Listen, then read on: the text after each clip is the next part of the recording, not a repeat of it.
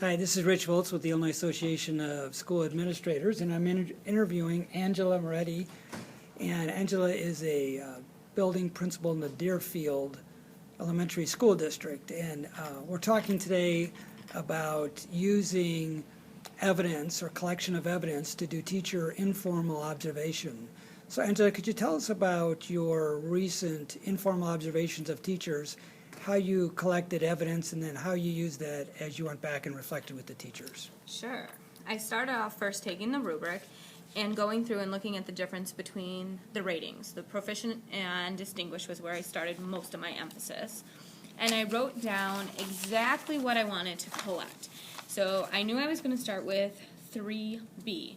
And the reason I started with 3B is because Dr. Voltz told us that it is one of the hardest ones for teachers, but yet one that they can make the most growth when given support and modeling and being taught through it.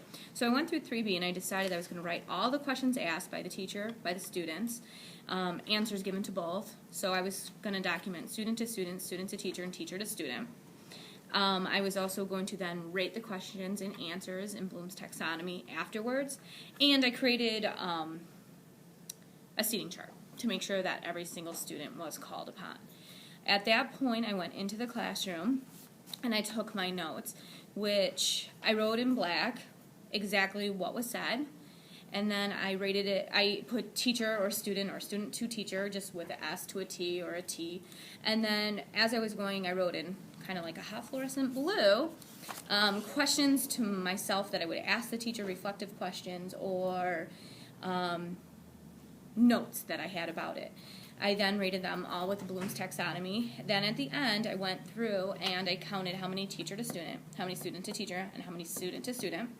I rated them within Bloom's. So in this example, we had 4 questions total, 3 knowledge, 1 comprehension.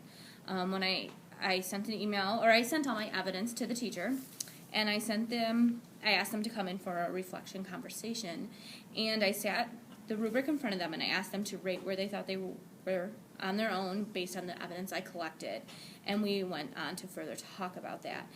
In that point, that's when I already had a rating in my mind where I would have put that observation, and the teacher basically agreed because she knew based on the evidence that she saw. Through our reflection questions and processing, she came up with many great suggestions for what she was going to do in the future.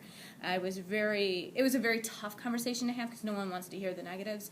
But in the long run, I'm so impressed. I went in a week later after a few tough conversations. I went in a week later, and she went and made some progress. She's definitely into the solid proficient. She made lots of reflections on her own. I can tell you exactly some of her reflections. She's used Bloom's into her student objectives. She pre-thinks what questions she's going to ask. She made a statement that she put Bloom's taxonomy into her guided notes, and that she's formulating all her questions ahead of time. So overall, it might have been difficult to start, but I feel like she made a lot of progress and the benefit to the students. Okay, how has this process changed your collection of data? Simply quotes. When it came down to the questions, it was literally word for word. If I could not get the entire word for word or the entire question, I did the ... and got the main points. So, and then I got the students' exact responses. Not a particular student, but an S. And then I just said what they said. If the teacher probed and they said why, so I have the main question off to the left, and then kind of like when you do outlines, the probing question towards the inside with just T's next to it or S's next to it. And the real exciting part is the reaction of the teacher after the reflective question.